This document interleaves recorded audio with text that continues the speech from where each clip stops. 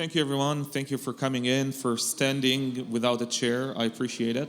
We both do. Before we begin, I wanted to make several comments regarding Chris's presentation shortly ago. The first one is that as a company doing IR, we have a unique perspective into how these operations roll out. And a couple of comments, if I may, were that one of the things that we've seen that around March, there was a huge decline in the number of ransomware events globally. That decline is no more counting from the mid-July, more or less.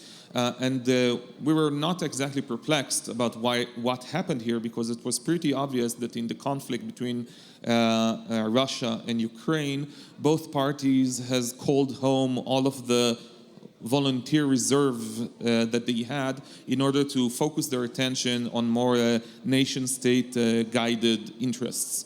However, and I would like to use that as caution to all of you, that is no longer the case. Since mid-July, we've seen a significant uptick in the number of attacks, meaning that time of reserve duty has passed. So that would be my first caution to you. The second thing that I would like to highlight from Chris's talk was that we had several different customers who came to us to try to build a backup plan of what would happen if they had to retreat. They had offices in Ukraine, and they knew that they would have to retreat either to a more westerly position in Ukraine or to other countries like Poland or Romania, and need to consider what would happen to all of those systems being left behind. Data centers, servers, personal computers, laptops, things that you cannot evacuate when in a wartime scenario. So if you are in such a position, spend some time to think about it. This is something you would like to do ahead of time and not during a crisis. That was my two comments about Ukraine. And from here, I want to talk about Log4j. And Log4j was 8 months ago, but hopefully your memory is still vivid. So let's kick it off. Hi, everyone. Welcome to our talk on the Log4j roller coaster from an incident response perspective. When we first came up with the idea for this talk, we thought we might go with a Nightmare Before Christmas theme, because that's what it was for a lot of us, but instead we decided to go with the roller coaster theme because it was quite the roller coaster of emotions for probably most of us. So who are we? So as we were shortly introduced, my name is Guy. I do some community work. I speak globally in many different events, or at least I have been speaking prior to COVID, starting to return to it now. And we work at Profero, which is an incident response company. And my name is Brenton Morris, and I'm a senior incident responder at Profero. So how it all began. So for me, it began, I'm from New Zealand, so it was a Thursday night, and I was getting my daily Twitter doom scrolling in before I fell asleep, and I saw some chatter about a Minecraft vulnerability for a Minecraft server. And there was a tweet about it that went out that got really popular, and the first thing I thought was, this is pretty funny, because it just seems like a Minecraft thing. I didn't think it was very serious.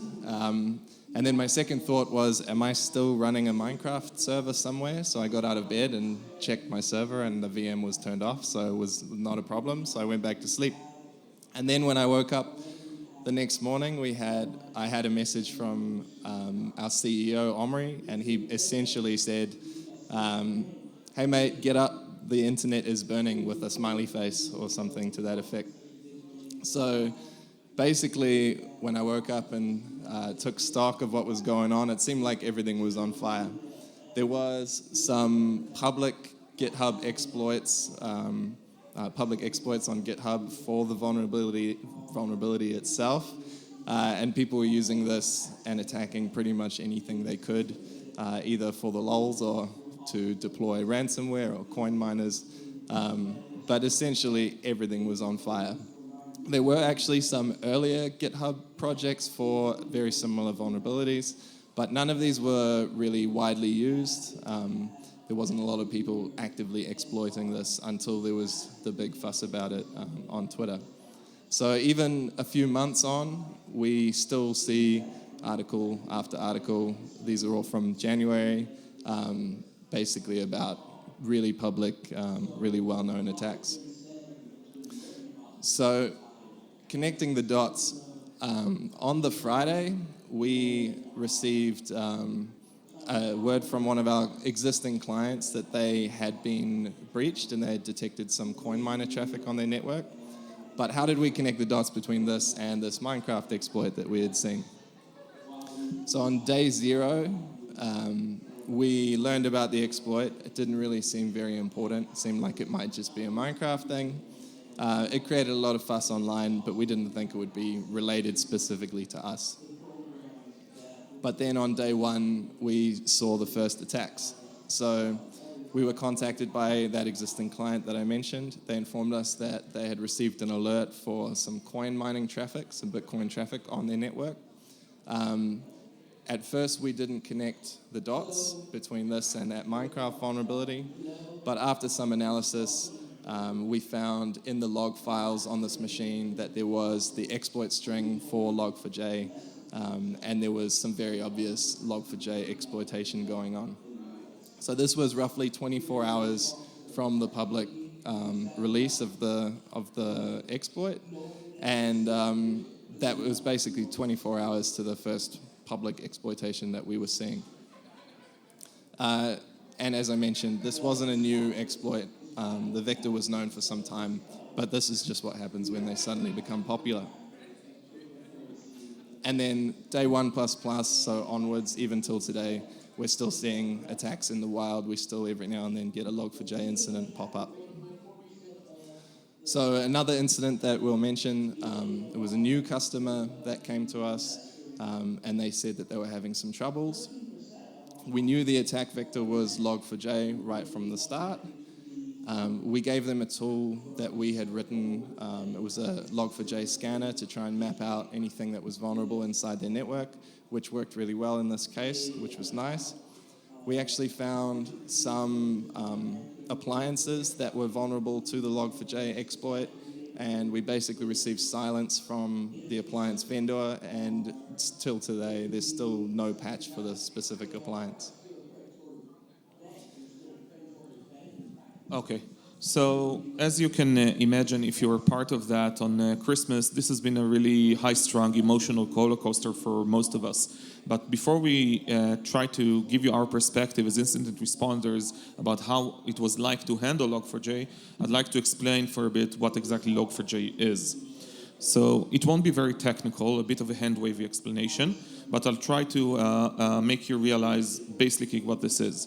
So Log4j is a logging library. So as a logging library, it's a dependency. It's not the appliance itself. It's just a piece of the code.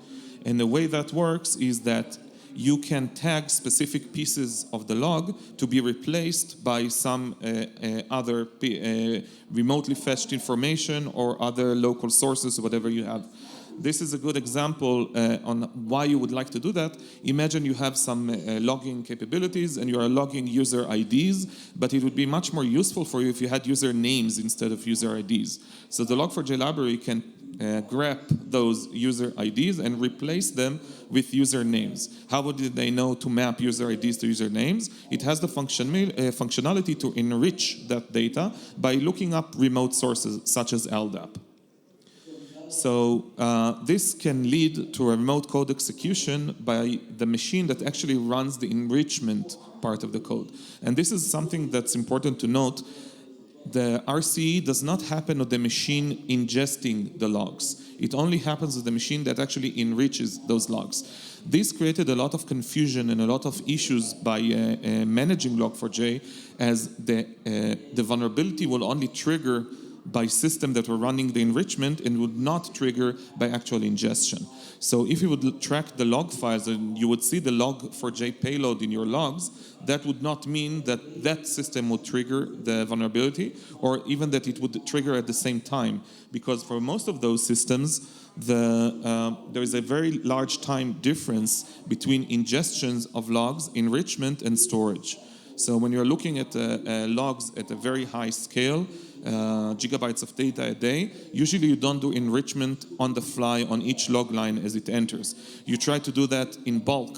When you ingest 100,000 line, 1 million line, something like that, you would enrich all of it and then push it to storage. So you might see something between 4 to 6 hours delay between the log coming in versus the execution of the payload itself. Very confusing for teams trying to debug or to understand what the issue was. So what we were required to do, or asked to do as the incident response team, was being called in by our customers. There is a big event, Log4J. We have absolutely no idea if we are vulnerable or not, and we have no idea how to check. So let's try to define the problem statement. So we need to find all software that is vulnerable to Log4j. That sounds very clear, but it is not. What we actually want is to find all pieces of software that have some dependency on Log4j executing and are vulnerable to user-controlled inputs. But there is no SBOM, there's no software bill of materials. So you can't just go to an index and check, these are the 1,500 different software pieces that are dependent on that version of Log4j. Nobody has an SBOM. More than that,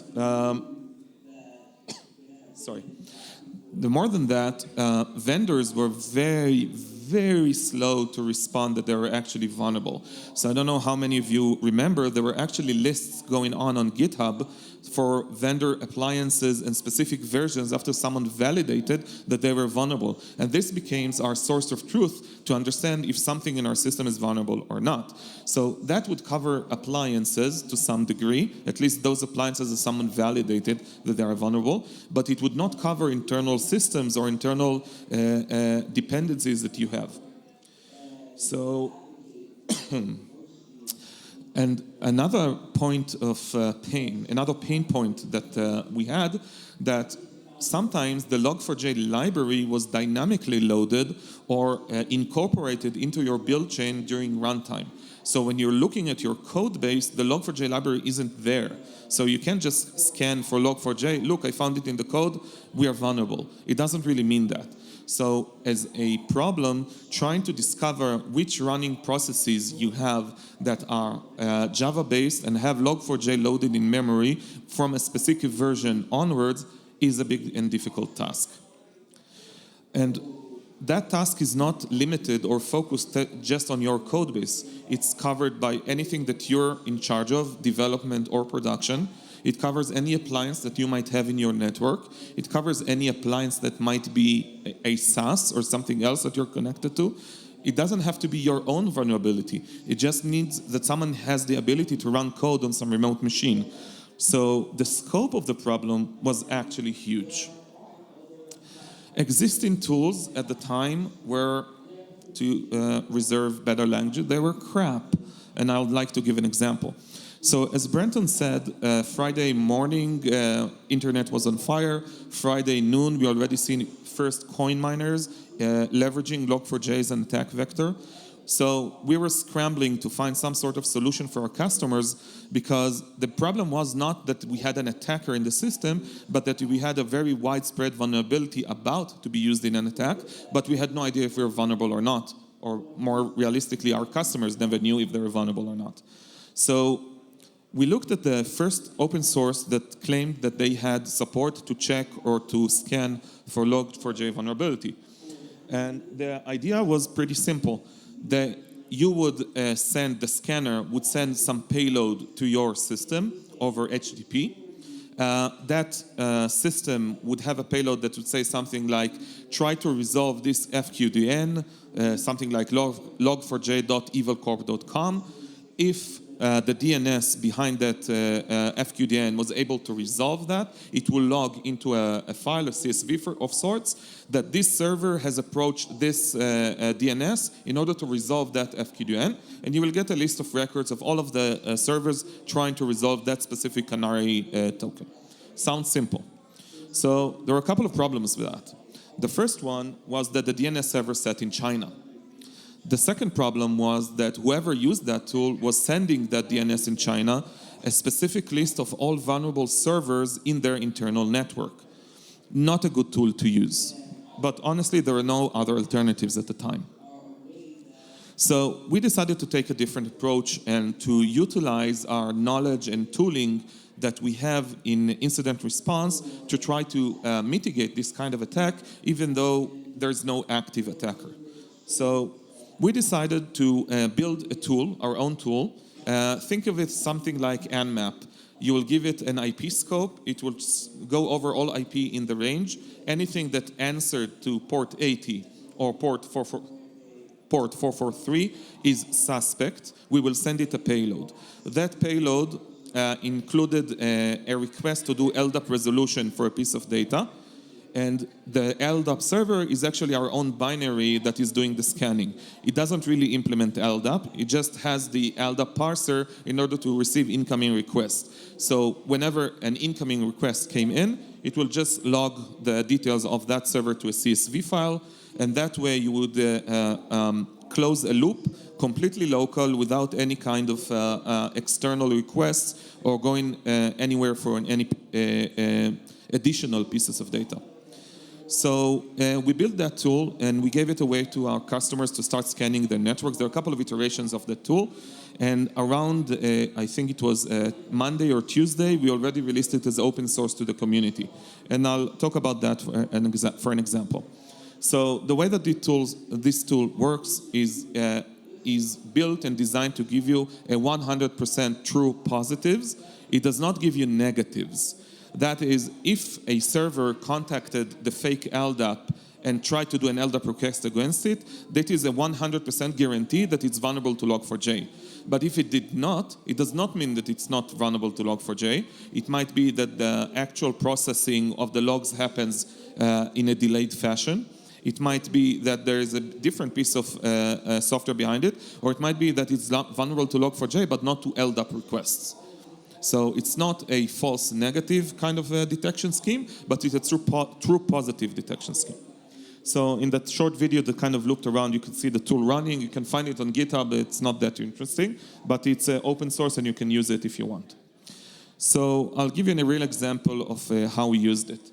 So we had a very large customer network. Think about something like 5,000 plus endpoints. Segmented network with a lot of different segmented subnetworks. And we supplied them their tools so they can run that tool in parallel on different subnets at the same time in parallel. That way they can incorporate it and get a list of CSVs, a CSV with a list of vulnerable servers. So the thing that I would like to highlight again, that anything on that list was an actual true positive. The reason that I want to highlight this is because we found out many vendor appliances vulnerable to Log4j. However, when we contacted those vendors, they told us, no, we're not vulnerable to Log4j. So the conversation went something like this. We detected them, we found them, they were in the CSV. We gave them a call. Hi, you're vulnerable to Log4j, please pay attention, you need to resolve this on behalf of our customers. And they would say, no, we're not vulnerable. And we were saying, look, this is not a conversation. Here is the curl command, run it, you're vulnerable. No, we're not vulnerable. So that back and forth came for about a week.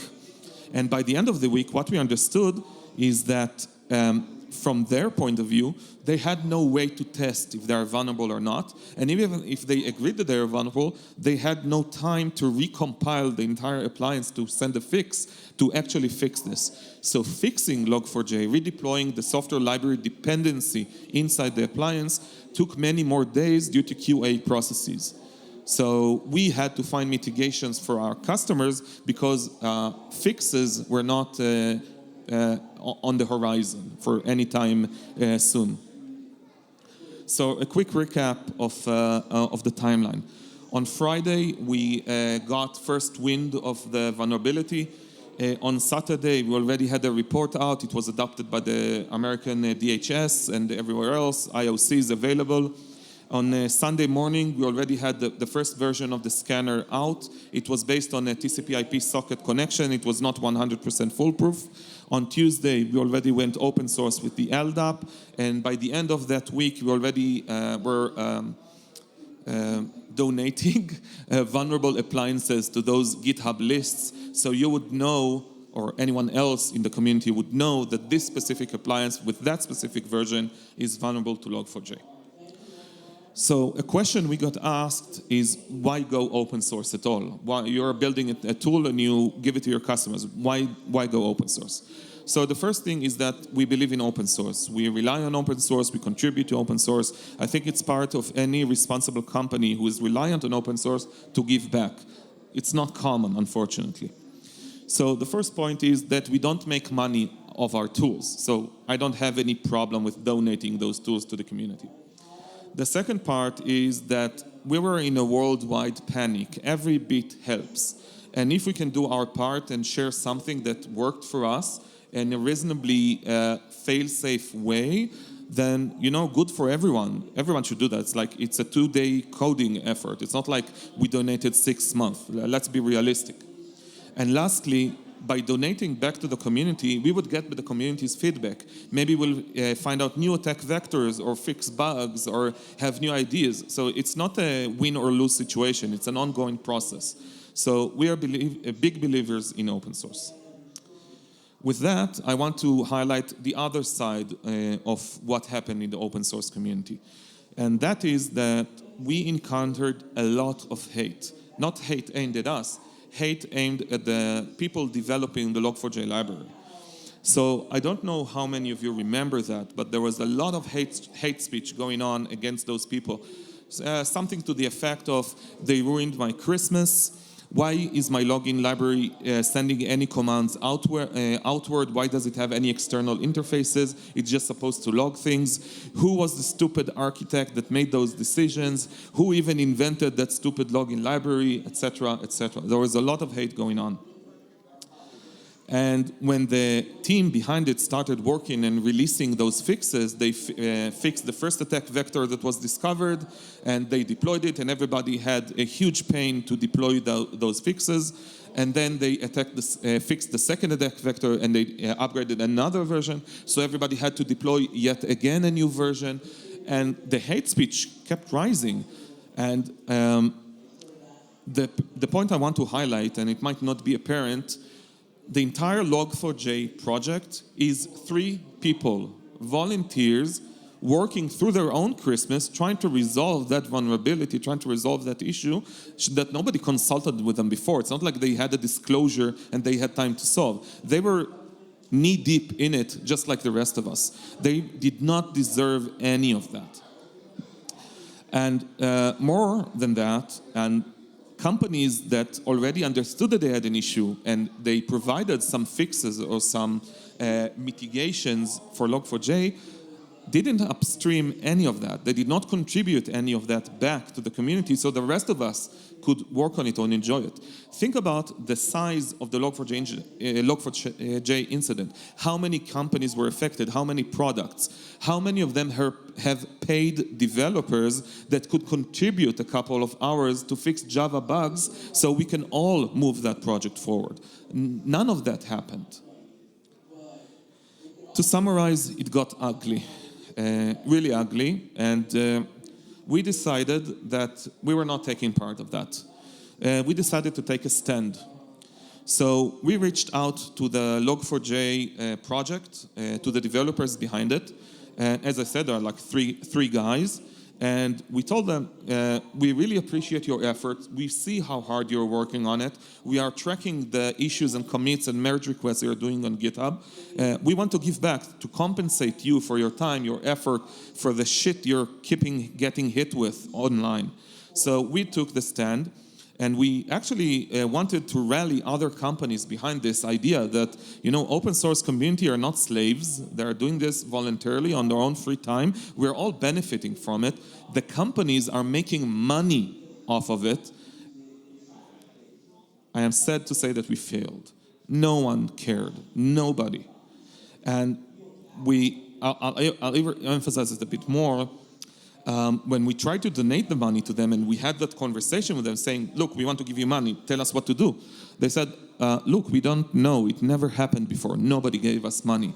The only thing that happened for the past 12 years of the existence of the project is that got sporadic donations through GitHub donations or whatever it's called, I don't remember. something that amounted to a couple $100 over 12 years. So there are no process in place to handle any kind of donations because it never happened before.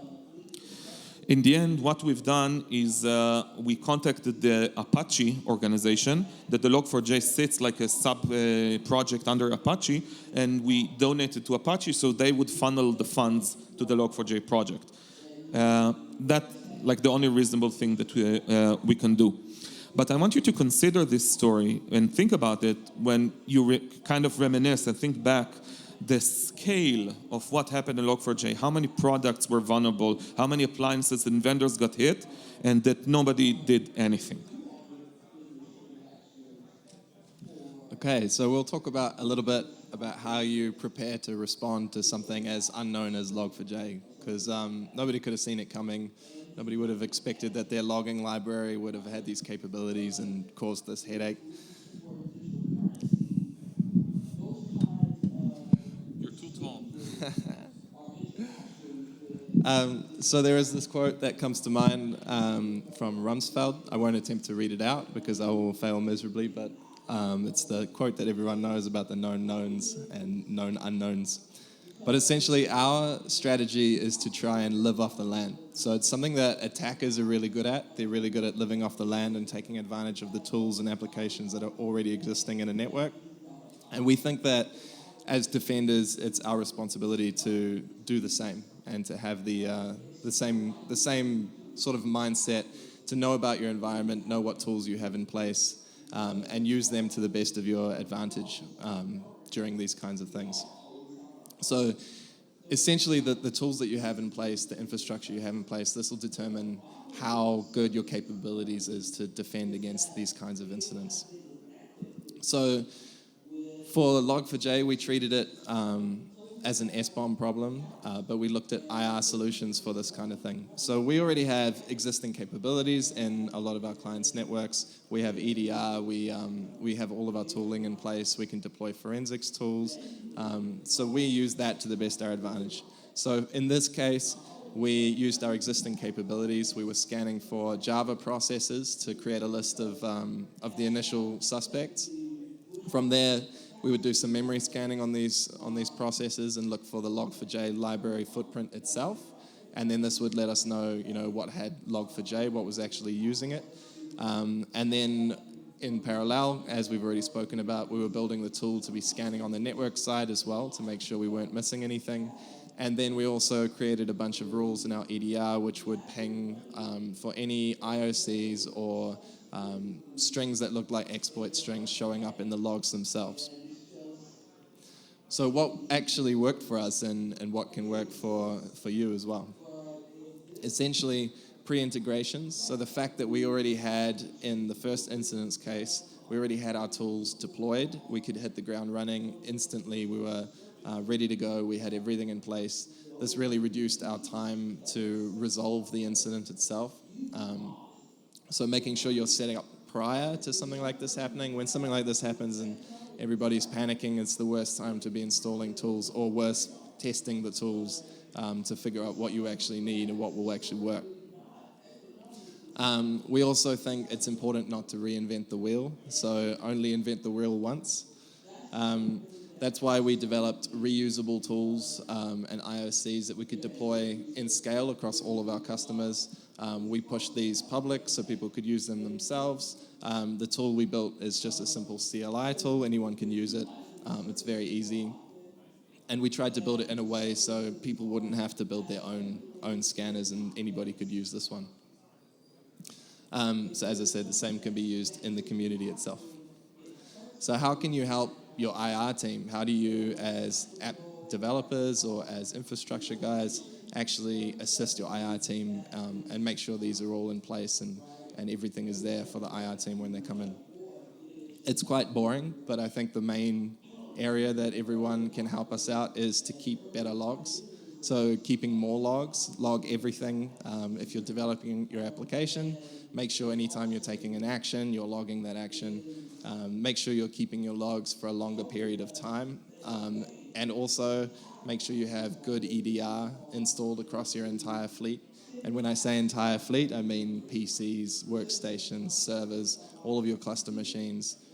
Very commonly, we will come into an environment, they may have EDR on the workstations themselves, but the attacker is using the server or jumping from the cluster, or maybe it's in the DevOps build pipeline, something's going on, and often these areas don't have EDR installed, which I always find puzzling because it seems like quite an important thing, but it gets missed quite often. And have a plan in place. So make sure your employees and your engineers know who they're calling, who they can contact, who they can escalate something to.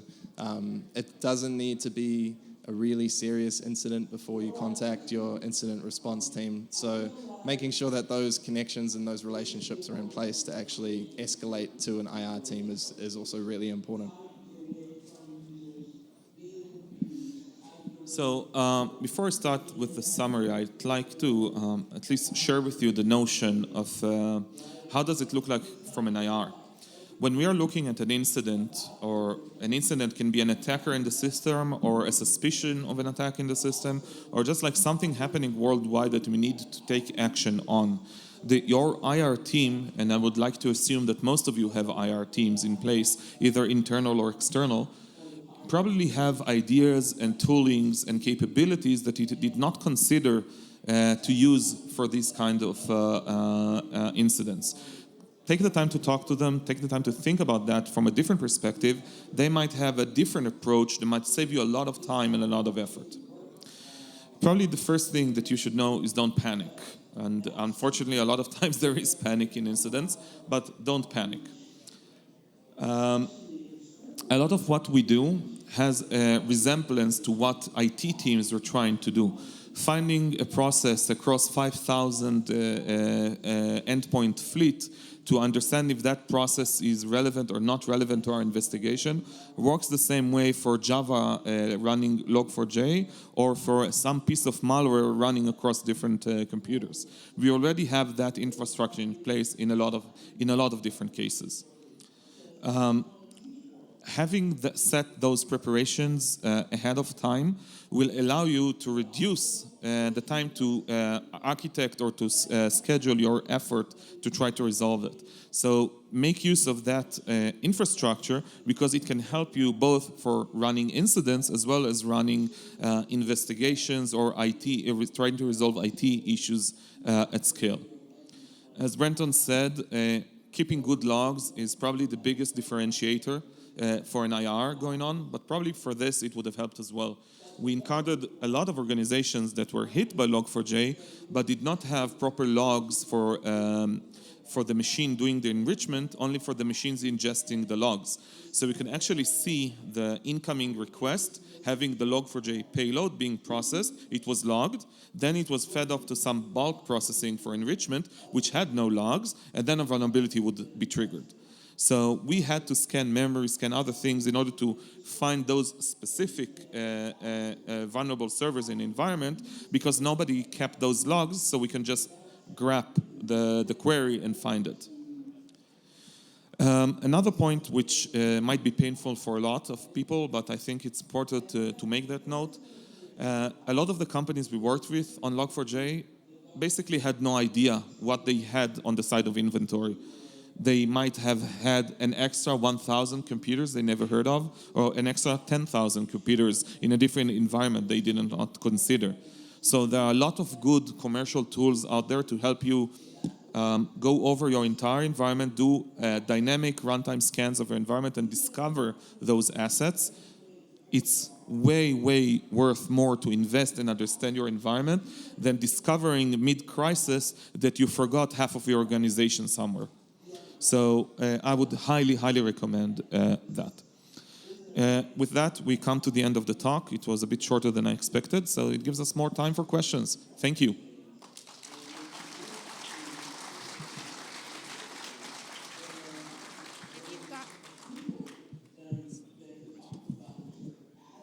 I am not going to throw socks at you, but I will throw sock-compliant T-shirts.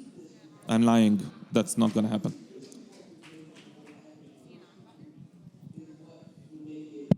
There we go. If you've got questions, please approach the mic in the middle. If you're exiting, please exit out of both doors at this time. If you're exiting without asking a question, we will take the socks away from you. Yes, I agree.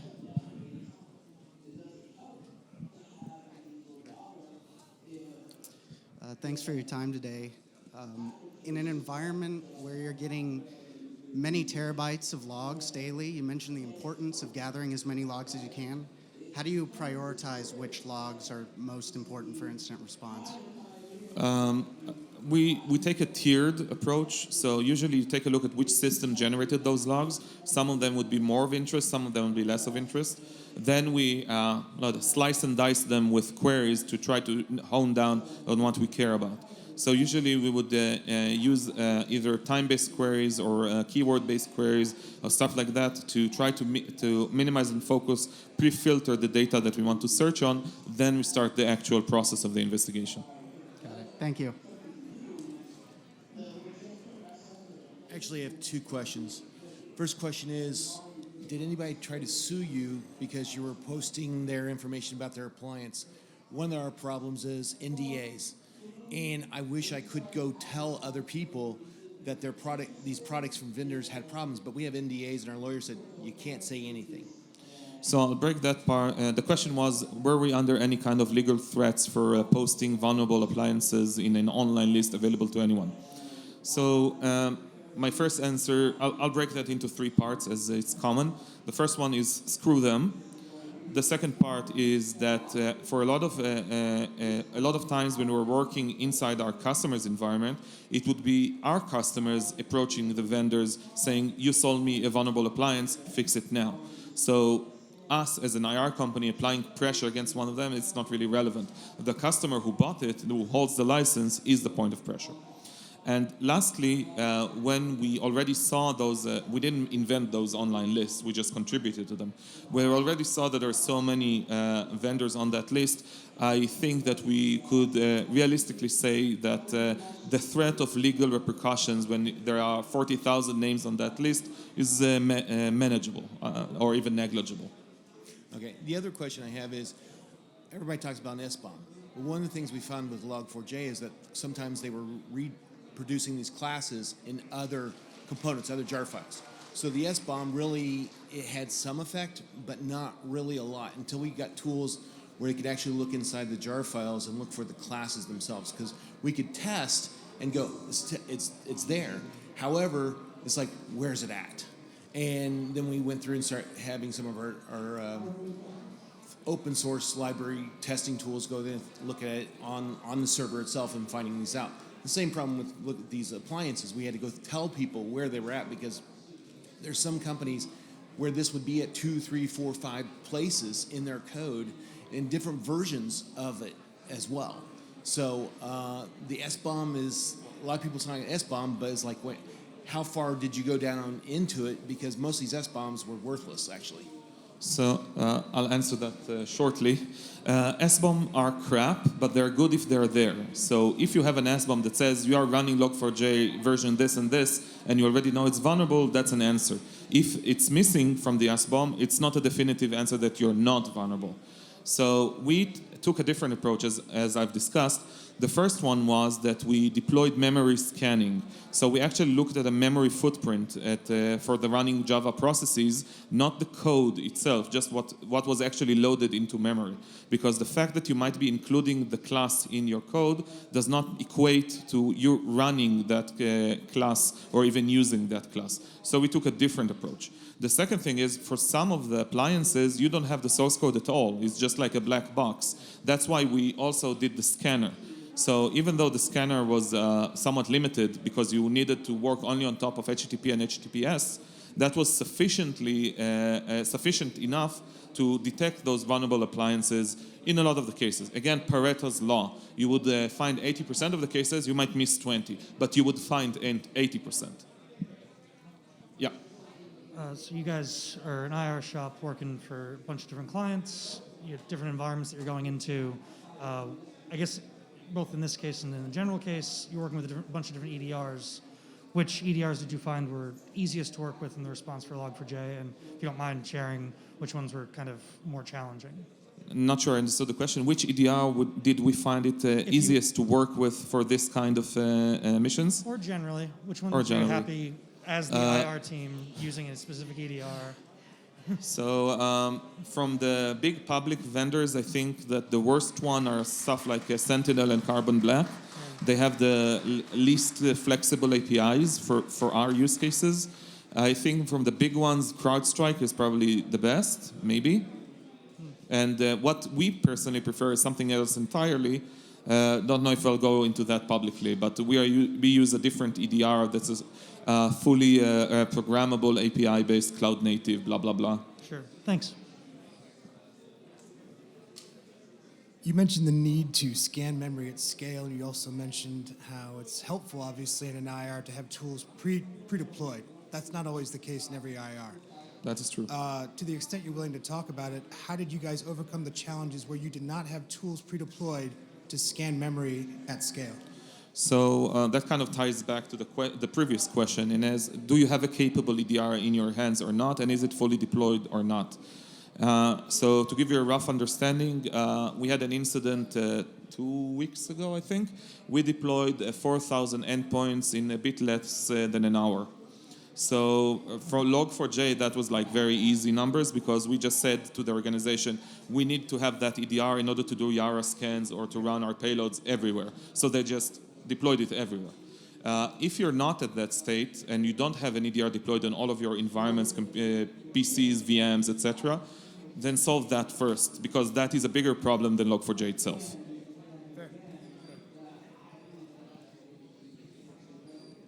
Lior, you have a question? No, but I want to find out if there are any more questions in the room. No, then let's give it a hand for Guy and Brenton. Thank you very much.